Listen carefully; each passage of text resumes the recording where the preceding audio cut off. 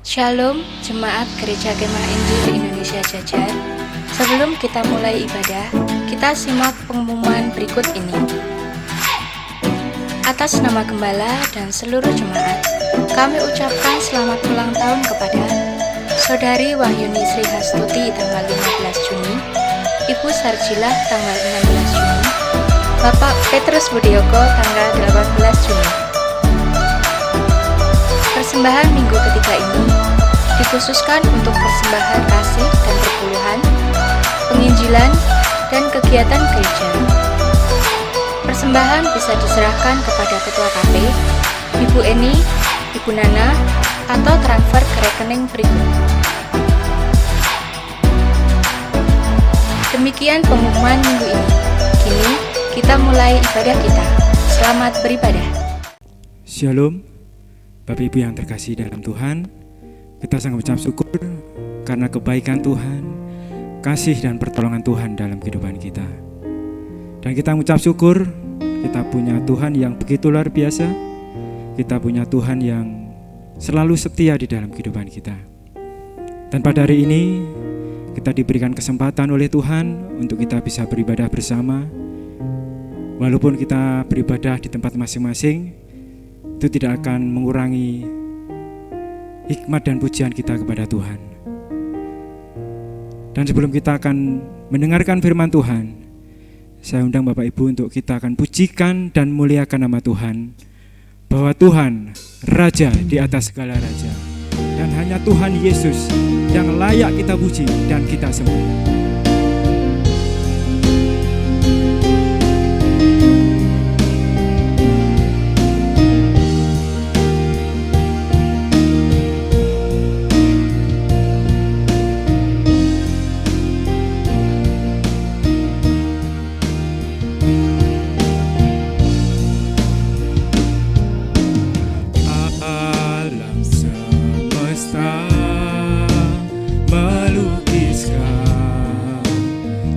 Kebesaran Tuhan, bumi dan surga menyanyikan kemuliaan nama-Mu.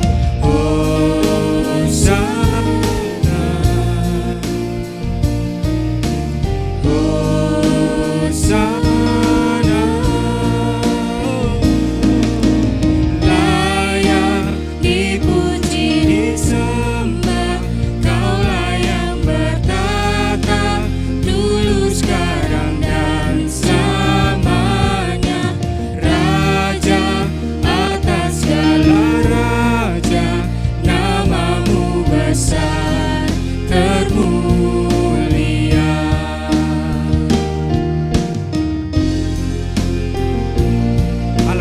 Melukiskan kebesaran Tuhan.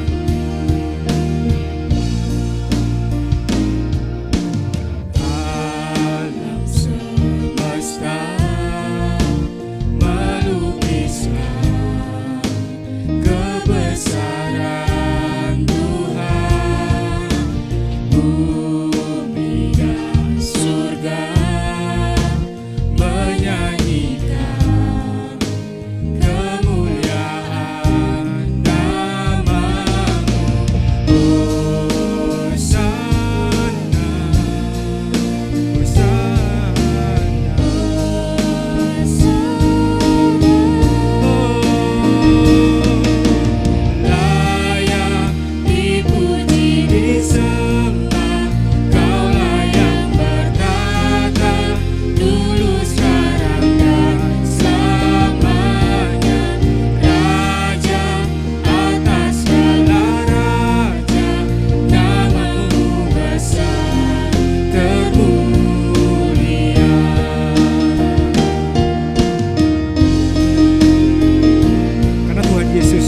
Raja di atas segala raja.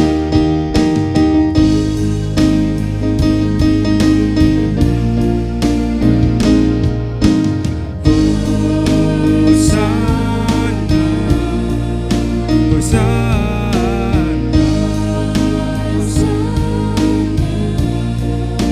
Hosana.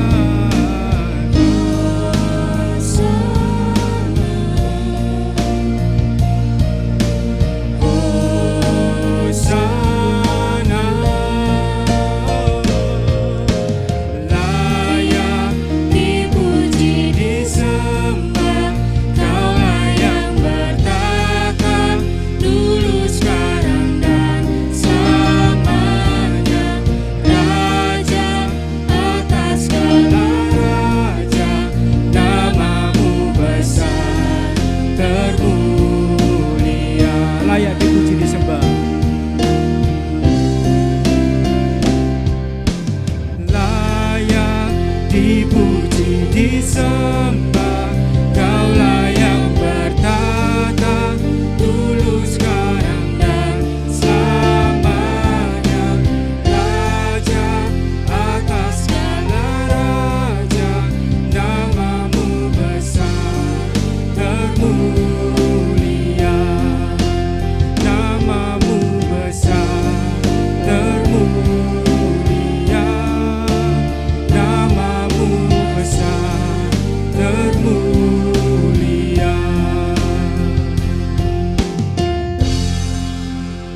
Ya benar Tuhan, Engkau yang layak kami puji dan kami sembah di dalam kehidupan kami. Dan kami sama mengucap syukur Tuhan untuk segala kebaikan Tuhan, pertolongan Tuhan dalam kehidupan kami Tuhan. Dan kami berdoa untuk hari ini, kami mengucap syukur karena kami bisa mengikuti ibadah pada hari ini Tuhan. Itu semua karena kemurahan Tuhan. Dan sebentar lagi kami akan mendengarkan firman Tuhan, kebenaran Tuhan. Kiranya Roh Kudus-Mu yang membungkus hati dan pikiran kami, sehingga kami mengerti maksud Tuhan di dalam kehidupan kami. Terima kasih ya Tuhan Yesus, kami mau menyerahkan dari awal, pertengahan hingga akhir ibadah kami hanya ke dalam tangan kuasa-Mu. Di dalam nama Tuhan Yesus, kami selalu berdoa dan mengucap syukur. Amin, amin, amin. Selamat berjumpa jemaat Tuhan yang saya kasih dalam Tuhan Yesus. Selamat menikmati persekutuan dengan Tuhan melalui ibadah kita di rumah-rumah maupun juga melalui isi hati Tuhan yaitu firman-Nya. Kita bersyukur karena hari ini kita kembali boleh menikmati makanan jiwa roh kita. Kita berdoa, minta pimpinan Tuhan, kita berdoa. Kami bersyukur Bapa, ada kesempatan untuk kami kembali belajar dan menikmati isi hati-Mu yaitu firman-Mu. Berbicara pada kami Roh Kudus, karena tanpa Engkau kami tidak akan pernah mengerti apa isi hati-Mu, karena Engkaulah yang mengilhami kebenaran ini sejak semula kepada banyak orang yang Kau percayakan untuk mencatat dan menulisnya dan membagikannya kepada kami hingga saat ini. Olehnya Roh Kudus, tuntunlah kami dalam perenungan firman-Mu ini dari awal, pertengahan hingga akhir. Dalam nama Tuhan Yesus kami berdoa. Amin. Kita mengawali membaca firman Tuhan ini kembali di Injil Yohanes 14 ayat 16 bagian akhir, tapi kita baca semua. 1, 2, 3. Aku akan meminta kepada Bapa dan Ia akan memberikan kepadamu seorang penolong yang lain. Yang kemarin kita sudah bahas yang lain itu seperti apa. Supaya Ia, nah ini bagian kita hari ini, supaya Ia menyertai kamu selama-lamanya. Sekali lagi, supaya Ia menyertai kamu selama-lamanya, yaitu roh kebenaran. Dunia tidak dapat menerima Dia, sebab dunia tidak melihat Dia dan tidak mengenal Dia. Tetapi kamu mengenal Dia. Kenapa? Karena Dia menyertai. Ya, ayat yang ke-17, sebab Ia menyertai kamu dan akan diam di dalam kamu. Nah, saudara-saudara perhatikan di ayat ini sebenarnya begitu kita baca sudah ketemu dukungan nyata Roh Kudus dalam hidup orang percaya sebagai pengikut Kristus itu seperti apa. Sebenarnya dari ayat ini kita sudah selesai dengan khotbah ini ya. Lalu ayat yang juga sama dengan itu, kata menyertai kamu selamanya, di Matius pasal 28 ayat yang ke-20. Dan ketahuilah, aku menyertai kamu senantiasa sampai kepada akhir zaman. Jadi kalau yang pertama tadi kita melihat Roh Kudus menyertai kita selama-lamanya, dan Yesus menegaskan di sini, aku menyertai kamu sampai akhir zaman, sampai dunia ini sudah tidak ada lagi. Ya, jadi karena itu jemaat Tuhan yang saya kasih dalam Tuhan Yesus, dari kedua ayat ini kita melihat dukungan nyata Itu sebabnya minggu lalu saya membawa kita untuk melihat apa arti yang lain ya, penolong yang lain. Yang lain alos. Alos itu artinya penolong itu bukan yang beda sama sekali, bukan yang lain, yang tidak sesifat dan sebagainya, tapi yang sesifat, sekualitas, sehakikat. Baik Bapak Ibu sekalian, kenapa sih Roh Kudus itu perlu mendukung kita sebagai orang percaya atau pengikut Kristus? Karena pada dasarnya, sekali lagi, pada dasarnya manusia yang diciptakan di muka bumi ini sebenarnya diciptakan sebagai makhluk sosial yang tidak dapat hidup secara baik tanpa teman, tanpa sesama, ya. Jadi karena itu kalau Bapak Ibu Saudara memperhatikan di Kejadian pasal yang kedua ayat yang ke-19, dikatakan di sana, Kejadian pasal 2 ayat yang ke-19, tidak baik seorang manusia itu sendiri. Artinya bahwa Tuhan sadar betul manusia itu adalah makhluk sosial yang tidak bisa hidup dengan baik, dengan tenang, nyaman, tanpa ada orang yang bersama dengan dia. Sebagai manusia atau makhluk sosial, kita memiliki keterbatasan. Baik dari sisi fisikal kita, ya sangat rapuh sekali ya. Benar ya Bapak sekalian, itu sebabnya Tuhan mengatur hidup kita itu 6 hari bekerja, yang 1 hari untuk dicas ulang oleh pemilik hidup ini untuk kita bisa segar kembali dengan Tuhan. Tapi banyak orang tidak menyadari hari istirahat itu seolah-olah istirahat ya saya tidak butuh Tuhan. Sebenarnya hari istirahat itu adalah hari di mana kita kembali kepada sumber hidup kita untuk dicas ulang oleh sumber hidup itu, dengan mengisi jiwa roh kita dengan isi hatinya.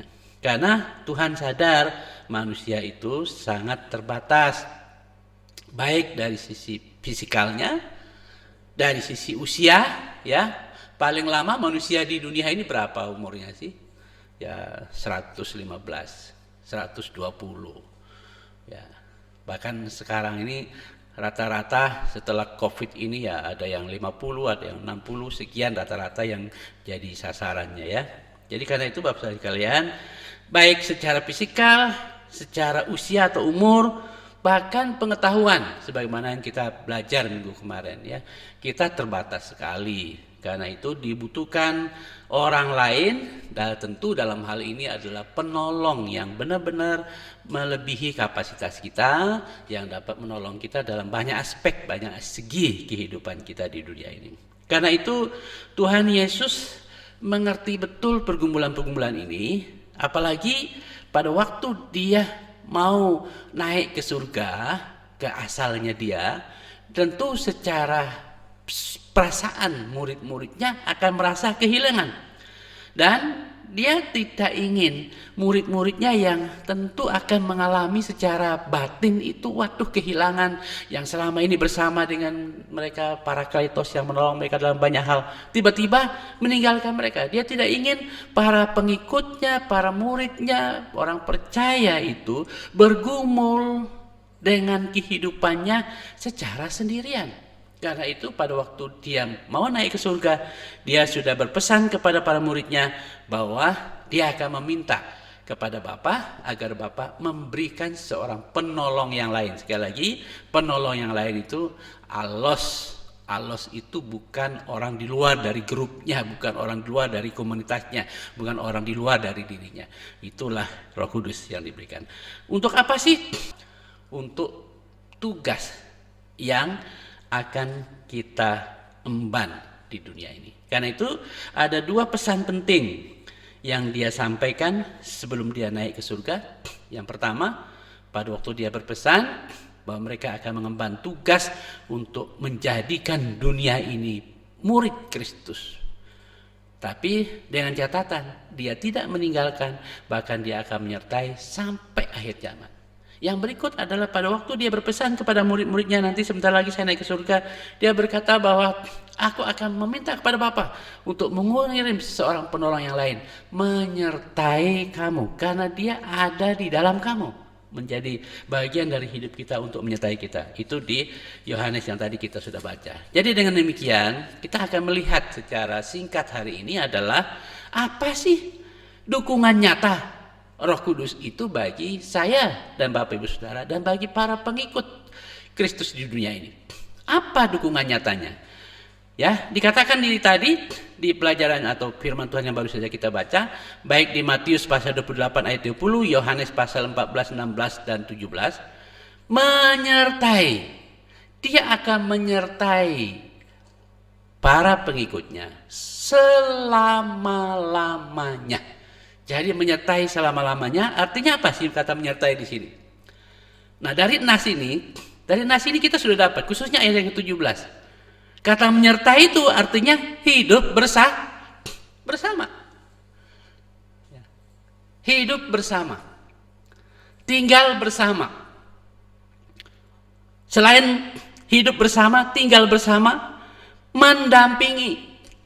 Artinya Roh Kudus akan mendampingi, senantiasa mendampingi.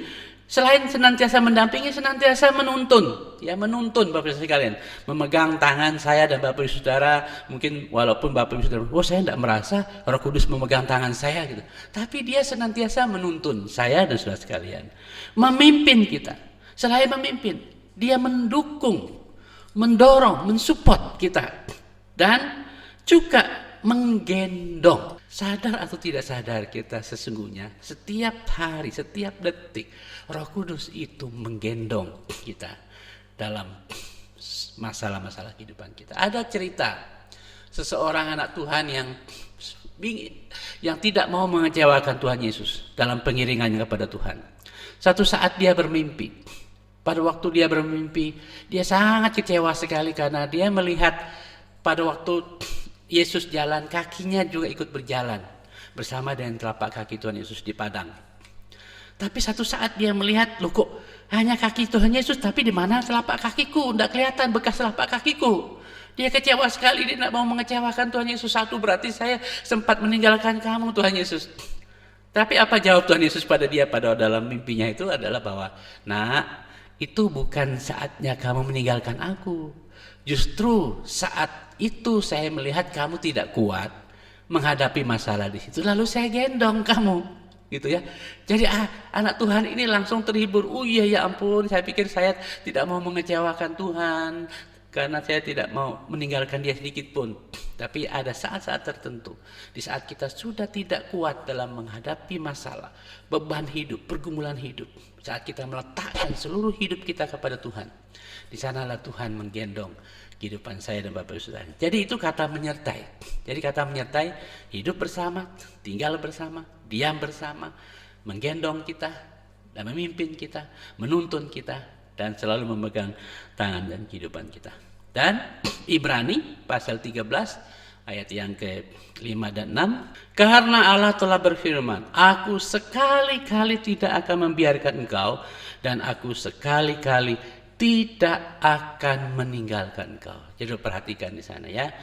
Tuhan sama sekali tidak akan membiarkan, juga tidak akan meninggalkan kita. Sedetik pun, selangkah pun, dia tidak akan meninggalkan kita. Karena itulah ayat yang ke-6 berkata, dengan yakin kita dapat berkata, satu-satunya penolong kita yang sejati adalah Tuhan. Ya, kita tidak takut dalam mengalami apapun pergumulan-pergumulan kehidupan kita di dunia ini. Ya, karena itu Bapak Saudara kalian, itu poin pertama. Yang kedua, cara praktis, cara sederhana, cara nyata. Roh Kudus itu mewujudkan dukungannya untuk menyertai kita bagaimana sih? Banyak orang percaya tidak menyadari hal ini. Wujud nyata dari dukungan Roh Kudus terhadap orang percaya dengan cara menyertai kita itu bukan menyertai dalam pemahaman kata-kata saja, tapi diwujudkan tatkala Roh Kudus itu mau diam dan tinggal di dalam hidup kita sebagai orang percaya, ya. Jadi cara praktis Roh Kudus itu mau diam di dalam kita adalah menolong kita adalah di ayat yang ke-17 dari Yohanes ini ya. Coba perhatikan di sana. Yaitu roh kebenaran. Dunia tidak menerima dia sebab dunia tidak melihat dia dan tidak mengenal dia. Tetapi kamu mengenal dia. Kenapa? Karena dia menyertai kamu. Dengan cara bagaimana dia menyertai? Di ayat yang ke-17 bagian C, yaitu dengan cara dia diam di dalam kamu. Berdiam, tinggal di dalam kita. Jadi cara sederhana untuk kita dapat memahami bagaimana sih caranya Roh Kudus itu mendukung kita dengan cara dia diam bersama dengan kita di dalam hidup orang percaya. Yang kedua di Efesus pasal 1 ayat 13 dan 14. Di dalam dia kamu juga karena kamu telah mendengar firman kebenaran yaitu Injil keselamatanmu. Di dalam dia kamu juga ketika kamu percaya kepada Kristus Yesus yang adalah juru selamat itu dimeteraikan dengan Roh Kudus. Jadi cap pengesahan bahwa saya dan Bapak Ibu Saudara adalah benar-benar anak Allah yang sudah diselamatkan, disahkan dengan meterainya. Karena itu kita tidak bisa diganggu gugat. Itu sebabnya selain meterai juga menjadi jaminan. Katanya di situ kan, meterai dan jaminan. Kenapa? Karena adanya meterai itu dengan sendirinya melindungi saya dan Bapak Ibu kalian sebagai anak Allah yang sah karena adanya Roh Kudus ini di dalam hidup kita. Oleh sebab itu kita tidak bisa mengelabui Tuhan, ya. Jadi nanti pada waktu kita diadil oleh Tuhan di surga sana, biarpun kita katakan, oh saya pendeta kemah Injil, dijajar, berkhotbahnya luar biasa, semangat luar biasa, oh senang orang dengan saya. Atau mungkin Bapak Ibu bilang, saya rajin sekali melayani, blablabla, apalah. Tapi Tuhan berkata, adakah meterai rohku yang ada di sana? Kemudian juga di Korintus, 1 Korintus pasal 3 ayat 16, 1 Korintus pasal 3 ayat 16, tidak tahukah kamu bahwa kamu, kata kamu ini masih jamak adalah bait Allah? Ya, kata kamu. Artinya semua orang percaya, semua orang yang menjadi pengikut Yesus yang sudah menerima Injil Yesus Kristus sebagai keselamatan dalam hidupnya, dia dimeteraikan oleh Roh Kudus. Saat Roh Kudus hadir sebagai meterai di sana, pengesahan sebagai anak Allah yang sah, maka saat dia ada di sana, dia menjadi jaminan bagi saya dan sekalian. Dan sekaligus dia berkata apa? Tidak tahukah kamu bahwa kamu adalah bait Allah? Jadi bait Allah itu bukan gedung ini, bukan gedung gereja, bukan tempat ibadah. Bait Allah itu adalah pribadi, hati kita, roh kita, jiwa kita adalah bait Allah. Tempat di mana roh Allah diam di dalamnya. Ya, yang harus dipahami. Yang ayat yang ke-19 dari pasal yang ke-6. Atau tidak tahukah kamu bahwa tubuhmu. Nah, sekarang dari jamak kes khusus. Dia berkata, tidak tahukah kamu. Sekarang tadi kamu, sekarang tubuhmu. Tubuhmu, ya tubuh kita. Tubuh saya dan Bapak Ibu sekalian yang sederhana, yang rapuh ini ya, yang mudah sakit, terbatas usia dan waktunya dan sebagainya. Itu yang pengetahuan.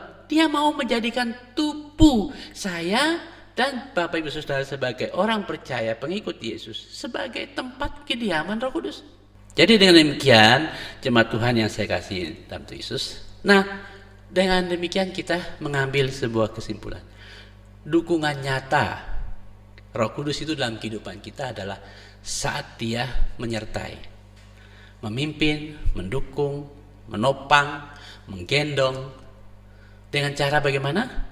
Hadir dalam hidup saya, hadir dalam hidup Bapak Ibu sekalian. Bahkan bukan hanya hidup kita, tubuh, sekali lagi, tubuh saya dan Bapak Ibu sekalian itu adalah rumah Tuhan. Karena itu jangan menyalahgunakan tubuh kita untuk hal-hal yang tidak menyenangkan Roh Kudus. Jaga baik-baik tubuh kita. Itu cara kita menghormati, menghargai Roh Kudus yang ada dalam hidup kita. Jangan sampai mengecewakan dia dengan cara kita membuat dia tidak nyenyak, tidak nyaman tinggal di rumah. Roh Kudus juga tidak suka tinggal di tempat yang kotor, penuh dengan sampah. Jaga baik-baik hidup kita, jaga baik-baik tubuh kita, jadikan tubuh kita yang bersih supaya Roh Kudus nyaman tinggal di sana ya. Dan dia akan bersama dengan saya dan Bapak Ibu sekalian. Nah, alasannya kenapa sih Roh Kudus itu mau mendukung orang percaya? Ini alasan mendasar. Selain kemarin kita sudah singgung ini juga, yaitu bahwa orang percaya itu sudah dipindahkan dari maut kepada hidup ya. Di Injil Yohanes pasal 5 ayat yang ke-24. Begitu kita mendengar firman Tuhan, kita ambil keputusan untuk percaya dan menjadi pengikut Yesus, pada saat itu juga saya dan Bapak Ibu Saudara tidak turut dihukum. Dikatakan di sana tidak turut dihukum. Kenapa? Karena kita sudah memiliki hidup yang kekal ya. Lebih baik kita baca ini ya. Yohanes pasal 5 ayat yang ke-24. Aku berkata kepadamu, sesungguhnya barang siapa mendengar perkataanku yaitu firmanku dan percaya kepada dia yang mengutus aku, kata Tuhan Yesus, ia mempunyai hidup yang kekal dan tidak turut dihukum lagi di neraka. Kenapa? Sebab ia sudah pindah dari maut kepada hidup. Jadi secara rohani saya dan Bapak Ibu sekalian sesungguhnya bukan lagi tinggal di dunia ini. Kita sudah dipindahkan ke surga, menjadi warga kerajaan surga. Sudah lahir baru, menjadi bayi baru di surga sana. Karena itu nama kita didaftar di catatan sipilnya surga sana, buku induknya di surga sana, menjadi dasar hukum pada saat waktu kita dihakimi pada akhir zaman nanti ya. Nah karena itu kalau nama kita tercantum di sana ya kita lolos. Tapi kalau namanya ternyata tidak tercantum di buku kehidupan Allah di sana, ya mohon maaf, terpaksa harus bersama dengan pemimpin kita yang satu itu, yaitu iblis, ke neraka. Oleh karena itu, sebagai orang yang sudah dilahir barukan di dalam kerajaan surga, nama kita sudah terdaftar di surga dan menjadi warga kerajaan surga, maka secara rohani di dunia ini kita hidup sebagai tamu, sebagai perantau. Olehnya lah mengapa dunia tidak suka dengan kita. Olehnya lah kenapa dunia ini tidak senang dengan pengikut Yesus. Dan kita akan senantiasa diperhadapkan dengan orang-orang di dunia ini yang memusuhi. Kenapa? Karena kita sudah bukan dari dunia. Itu Yesus sudah katakan, kamu pasti dibenci oleh dunia karena kita bukan dari dunia ya, tapi kita dari surga. Yohanes pasal yang ke-5 ayat 24 tadi. Karena itu kita harus menyadari posisi itu sebagai orang yang sudah dipindahkan dari alam maut kepada hidup. Dengan demikian kita akan menghadapi banyak tantangan seperti mana yang saya katakan minggu kemarin, bahwa kita akan hidup seperti domba di tengah serigala. Dan karena itu Roh Kudus berperan untuk hadir dalam hidup saya dan Bapak Ibu sekalian.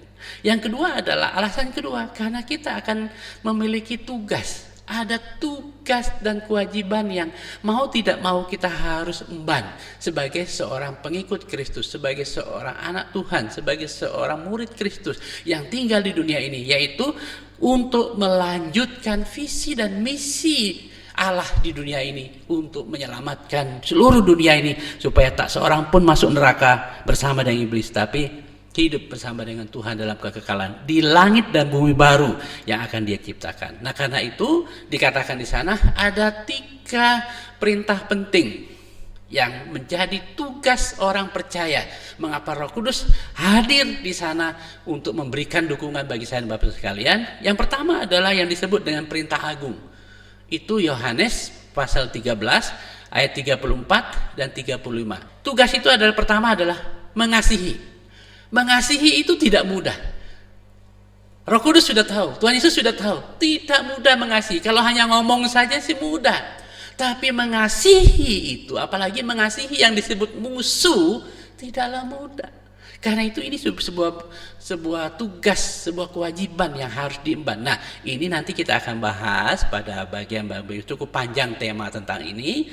Yang berikut adalah selain perintah agung untuk mengasihi, itu ada amanat agung untuk menjadikan seluruh dunia ini milik Tuhan.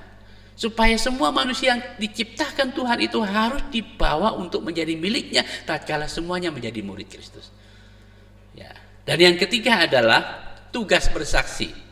Ya, tugas kesaksian hidup kita. Yohanes pasal 15 ayat 26 sampai 23. Jikalau penghibur yang akan kuutus dari Bapa datang, yaitu Roh kebenaran, yang keluar dari Bapa, ia akan bersaksi tentang aku. Ia akan bersaksi tentang aku. Dan perhatikan selanjutnya ya. Tetapi kamu juga harus bersaksi, karena kamu dari semula sudah bersama-sama dengan aku. Adalah omong kosong kalau orang berkata, wah saya tidak bisa bersaksi. Nggak mungkin. Pasti Bapak Ibu Saudara bisa bersaksi sesederhana apapun, karena ada Roh Kudus di sana dulu. Pertama, karena ada Roh Kudus. Kedua adalah pasti Bapak Ibu Saudara sudah punya pengalaman, mengalami sendiri Tuhan. Masa Bapak Ibu Saudara minum teh yang enak tidak bisa cerita? Ya kan? Wah, teh di sana enak banget. Ya sampai hari ini kalau minum teh itu saya masih senang teh tubruk. Dan bagi saya teh yang sudah saya kewedangan yang bagi saya paling enak itu masih tetap enak punyanya Yokemin dulu. Tehnya itu beda rasanya. Nggak tahu campurannya apa, ya. Nah, Bapak Ibu sekalian, begitu saya menikmatinya, saya akan cerita. Tanpa orang suruh saya akan cerita. Bapak Ibu Saudara sudah terbiasa menceritakan ini makanan enak di sini, ini makanan enak di sini, cerita. Sekarang bersama dengan Tuhan, masa kita tidak pernah cerita? Nah, ini yang harus dipahami. Hari ini kan iblis sangat membatasi pikiran kita. Itu tugas bersaksi, itu milik si A, si B dan sebagainya. Saya enggak. Berarti kalau tidak, kita bukanlah milik Kristus. Ya. Jadi karena itu untuk tugas saksi inilah maka Roh Kudus hadir bersama dengan kita untuk memberikan dukungan dan kekuatan bagi saya dan Bapak Ibu sekalian. Karena itu di Kisah Para Rasul pasal 1 ayat yang ke-8, tetapi kamu akan menerima kuasa kalau Roh Kudus turun ke atas kamu, dan kamu akan menjadi saksiku di Yerusalem, Yudea, Samaria sampai ke ujung bumi. Ya, jadi tugas yang akan diemban, yang harus diemban oleh anak Tuhan itu, orang pengikut Kristus itu adalah pertama mengasihi orang lain. Tidak mudah Bapak sekalian, itu berat. Walaupun nampaknya mudah, oh saya mengasihi, kadang-kadang kita masih pilih kasih. Orang yang kita sukai kita kasih, orang yang benci kita tidak mau kasih. Dan Tuhan Yesus mengajar kita untuk mengasihi baikmu musuh kita kasih. Kemudian amanat agung, kemudian tugas bersaksi. Jadi jemaat Tuhan yang saya kasih dalam Tuhan Yesus, Roh Kudus itu diberikan kepada orang percaya untuk mendukung, ya, untuk mendukung orang percaya seperti obat. Nah, Bapak Ibu Saudara, kalau sakit, kalau lesu atau apa, Bapak Ibu Saudara beli obat. Tujuannya apa? Untuk mensupport supaya tubuh Bapak Ibu Saudara kembali. Jadi dia seperti obat, ya. Tapi seringkali orang berpikir bahwa ya pada saat kita butuh baru kita beli atau cari. Enggak. Roh Kudus itu hadir untuk mendukung kita setiap saat. Seperti obat yang senantiasa menyejukkan, menyegarkan supaya kita senantiasa segar. Kedua adalah Roh Kudus itu hadir dalam hidup kita, menjadi berdiam di dalam hidup tubuh saya dan Bapak Ibu sekalian untuk memberikan kekuatan bagi saya dan Bapak Ibu sekalian supaya kita mampu mentaati perintah Tuhan Yesus, karena dia sudah tahu kita ini terbatas, kita tidak mungkin mampu dan melakukan tugas-tugas yang Tuhan berikan dengan kekuatan Roh Kudus. Jadi dengan demikian jemaat Tuhan yang saya kasih dalam Tuhan Yesus, dengan hadirnya Roh Kudus dalam hidup saya dan saudara sekalian, dia akan memberikan dukungan, dia akan memberikan dorongan, dia akan memberikan kekuatan bagi saya dan Bapak Ibu sekalian dalam menghadapi kesukaran-kesukaran hidup yang akan saya dan Bapak Ibu Saudara hadapi dan alami pada saat kita melakukan kewajiban-kewajiban dan tugas-tugas kita sebagai pengikut Kristus di dunia ini. Kita butuh seorang penolong. Kedua, tidak ada manusia yang bisa hidup tanpa orang lain. Tapi orang lain yang kita harapkan mendampingi kita masih terbatas. Tapi kita bersyukur Karena ada Roh Kudus yang tanpa batas, tanpa terbatas, yang maha kuasa itu ada dalam hidup saya, bahkan menjadikan tubuh dan hidup saya dan Bapak Ibu sekalian sebagai rumah kediamannya, sebagai wujud Dia menyertai, mendukung, mensupport, membimbing, menopang, menggendong saya dan Bapak Ibu sekalian. Oleh karena itu, jemaat Tuhan yang saya kasih dalam Tuhan Yesus, sebagaimana saya katakan 2 minggu yang lalu, Roh Kudus tidak akan pernah menolong orang jika dia masih bertahan dalam dosanya. Nah, kebalikan hari ini, Roh Kudus tidak akan pernah terasa dalam hidup saya dan Bapak Ibu sekalian tatkala kita belum pernah buka hati menerima Yesus secara pribadi. Karena pada saat kita menerima Yesus, saat itulah Roh Kudus hadir dalam hidup kita, menjadi meterai, sekaligus menjadikan hidup saya dan Bapak Ibu sekalian, menjadikan tubuh saya dan Bapak Ibu sekalian rumah kediamannya Dia. Sebagai wujud Dia menyertai kita dan tidak akan meninggalkan, membiarkan kehidupan saya dan Bapak Ibu sekalian. Saya juga belajar untuk hal ini. Setiap kali kita bangun pagi, katakan kepada Roh Kudus, penuhi hidup saya. Roh Kudus, kuasailah hidup saya. Roh Kudus, pimpinlah hidup saya sepanjang hari ini. 3 hal ini yang harus kita selalu lakukan setiap kali kita bangun pagi. Itu tandanya kita mengakui Roh Kudus itu ada dalam hidup kita dan percaya Dia mampu memimpin kita. Kalau tidak, kita akan berjalan sendiri dan kekuatan kita. Tapi jangan kecewa, jangan marah. Kalau kemudian kita gagal, kita jatuh. Karena kita sangat rapuh. Ya, Tuhan Yesus memberkati. Ya, puji Tuhan untuk firman Tuhan yang barusan kita dengarkan bersama-sama. Kiranya firman ini menguatkan kita dan kita semakin setia di dalam Tuhan. Dan sebelum kita mengakhiri ibadah kita hari ini, kita akan pujikan dan muliakan nama Tuhan. Engkaulah Tuhan.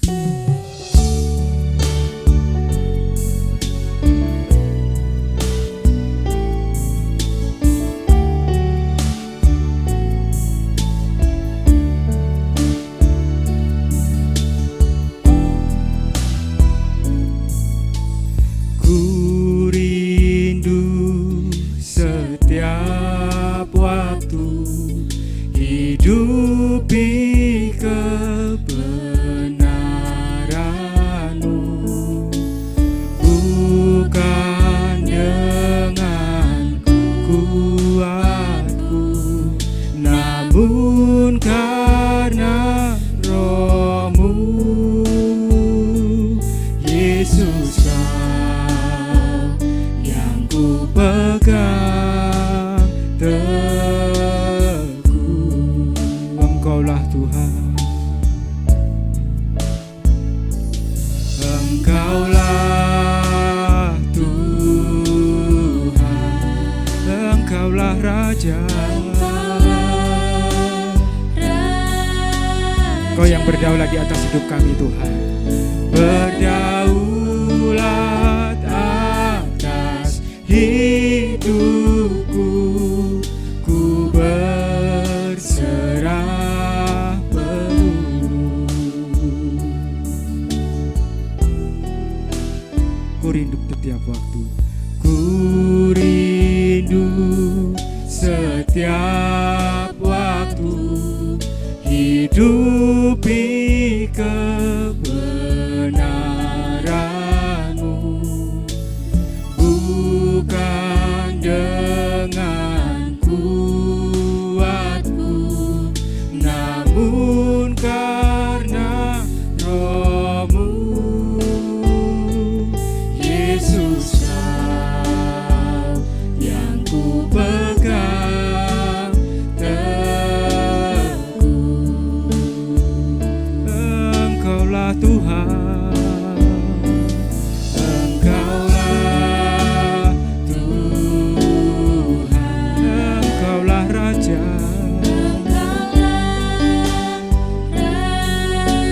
Kau yang berdaulat di atas kami Tuhan. berdaulat atas hidupku, ku berserah penuh. Engkaulah Tuhan.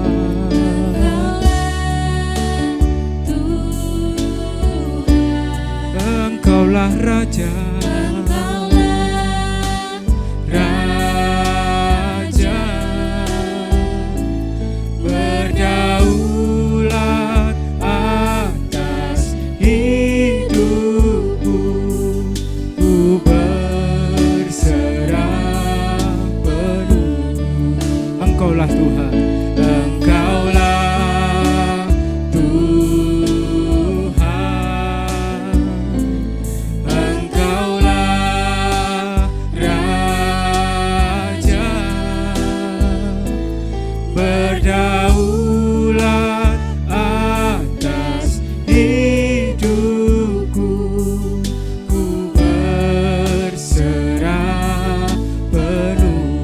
berdaulat atas hidupku, berdaulat atas hidupku, ku berserah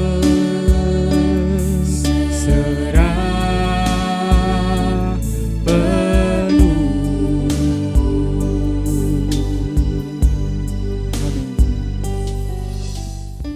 Ada beberapa informasi yang kami ingin sampaikan untuk diketahui oleh jemaat Tuhan. Yang pertama, saya mengulangi informasi minggu lalu, ada training pelayanan online yang akan bekerja sama atau LPMI akan lakukan.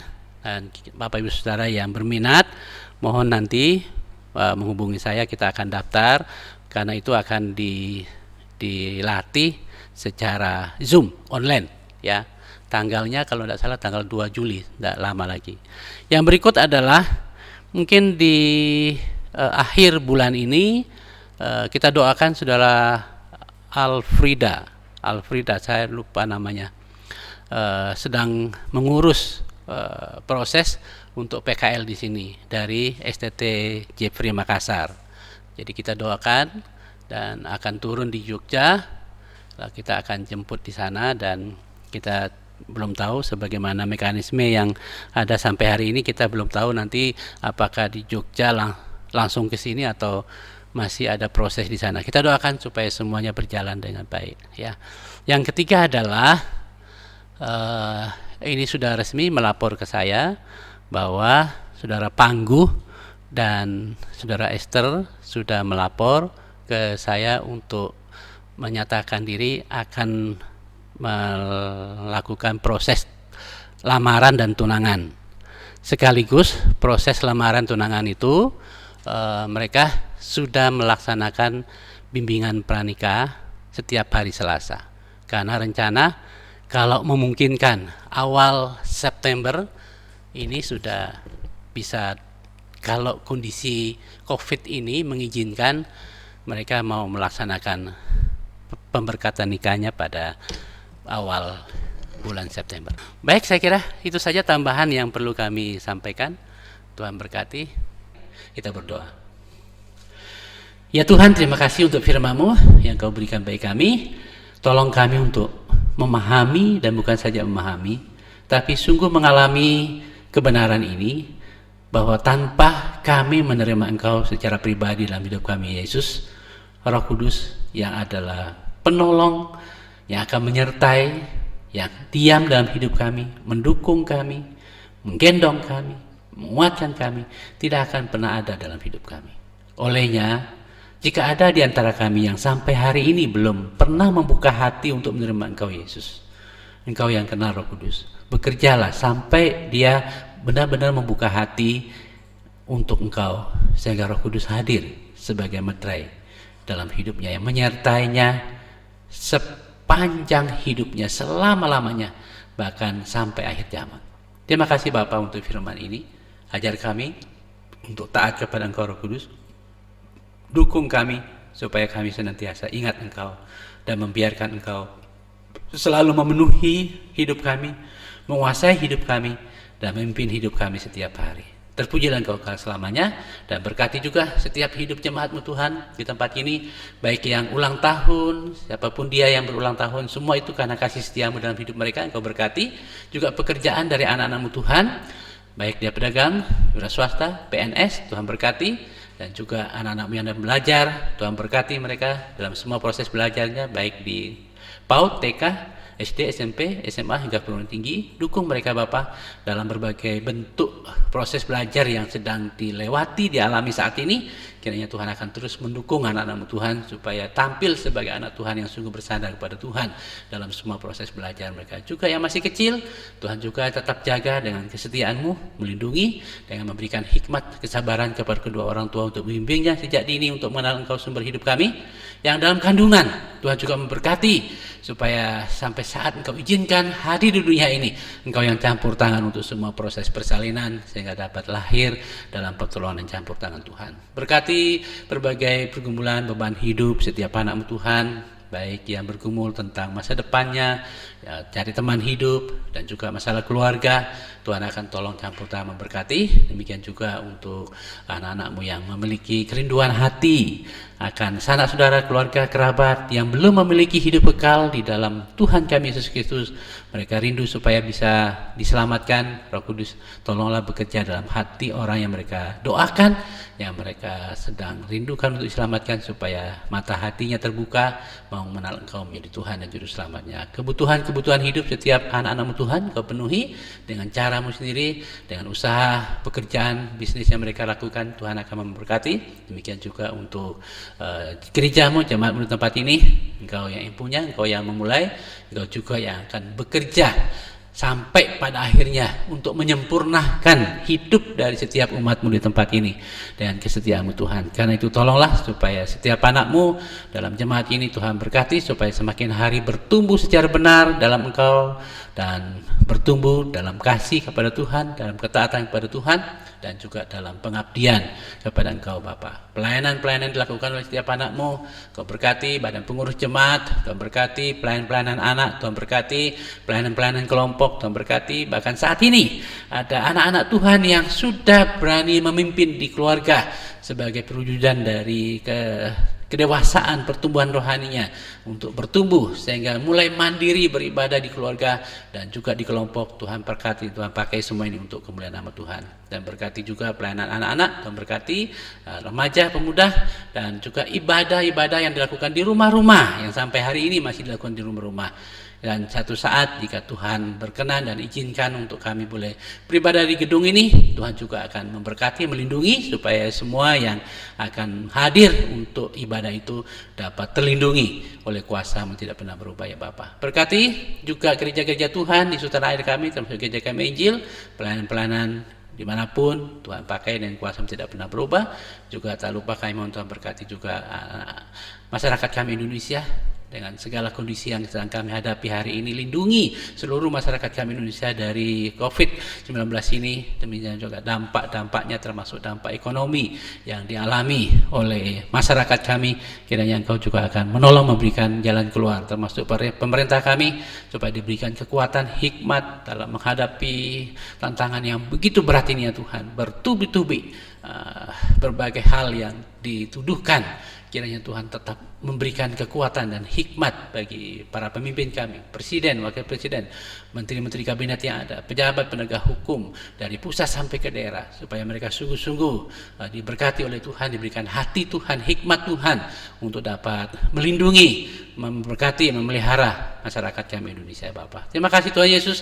Demikian juga pasien-pasien, baik pasien umum maupun pasien COVID yang ada di rumah sakit, Tuhan juga sembuhkan mereka, dan juga para perawat, medis, dokter yang menangani, Tuhan juga melindungi dan menjaga mereka, memelihara mereka, dan kuasa-Mu tidak pernah berubah ya Tuhan. Dan kami semua yang telah mengambil bagian dalam pelayanan, Tuhan juga memberkati, baik melalui doa kami, tenaga, pikiran, waktu kami, bahkan persembahan-persembahan yang kami berikan kepada Tuhan, baik milik-Mu yang kami kembalikan itu persepuluhan, karena kami mengakui Engkau ada dan sumber hidup kami, juga persembahan kasih kami, korban-korban pelayanan kami, demikian juga ucapan syukur, serta pelayanan-pelayanan yang dilakukan oleh setiap anak Tuhan yang ambil bagian dalam pelayanan online ini, baik multimedia, singer, liturgos, pemain musik, dan hamba menyalurkan firman-Mu, dan semua anak-anak Tuhan yang terlibat dalam berbagai pelayanan, termasuk pelayanan sosial. Tuhan memberkati dan pakai semua untuk kemuliaan nama Tuhan.